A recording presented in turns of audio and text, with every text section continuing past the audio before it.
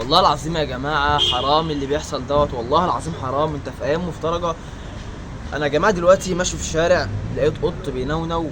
انا والله العظيم ده مش محتوايا ولا عمري صورت الكلام ده، بس انا لفت انتباهي. انا لقيت قطه يا جماعه صغيره، قسما بالله قسما بالله حرام. اللي تزعل بجد يا جدعان اللي انت تشوف حاجه زي ديت وما تنقذهاش. بس مش عايزك تنقذها وتربيها عندك في البيت وتاخدها وتاكلها وتشربها، لا انقذها. حط لها بس شويه ميه، حطها في حته نظيفه، يعني حطها في حته امان، مش مرميه في الزباله.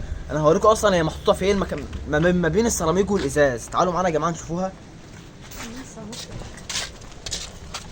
بصوا يا جماعه والله العظيم حرام.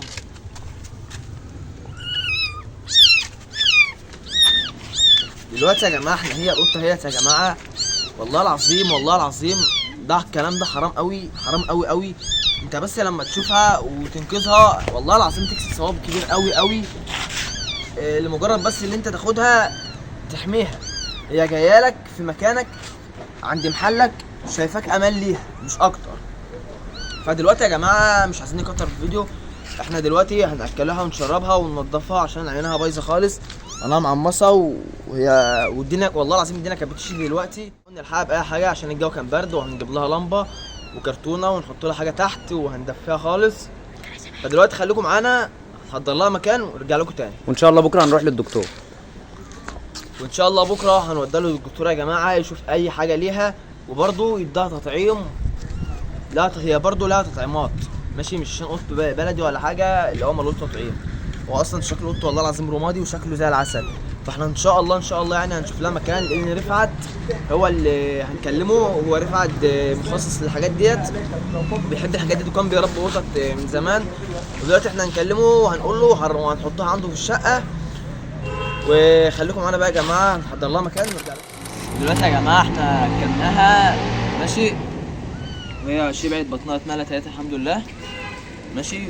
نضفناها وظبطناها. يا جماعه دي حاجه، دي روح مش هقول لك اكتر من كده. شفت حاجه زي ده يا جماعه ساعتها، شفت حاجه دي ساعتها انت في ايام مفترجه هتاخد ثواب كبير قوي عند ربنا، هتحسب لك حاجه كبيره قوي عند ربنا قسما بالله. لما ربنا انت شفت حاجه زي ديت خد ثواب فيها. مش بقول لك خدها بقى ربها عندك واعملها زي ما انا قلت في اول الفيديو. يا جماعه انا قسما بالله ما محتوى الكلام ده خالص، انتوا اول مره وانتوا عارفين طبعا انا كل فيديوهاتي حمام، واللي عايز اي حاجه في الحمام يكلمني ويكتب لي كومنت. يا جماعه انتظروا ليها مفاجآت فيديوهات كتيره عندي ان شاء الله. احنا هنشوف لها مكان عندي فتحي او رفعت، او ممكن تتحط في الشقه اللي فيها الحمام فوق والصقور بتاعت رفعت وفتحي وكده، بس هتتحط في كرتونه في الصاله يعني. وهنحط لها لمبه وندفيها وهنوريك كل حاجه. تفعل زر الجرس ولايك واشتراك في القناه عشان يوصلك كل جديد.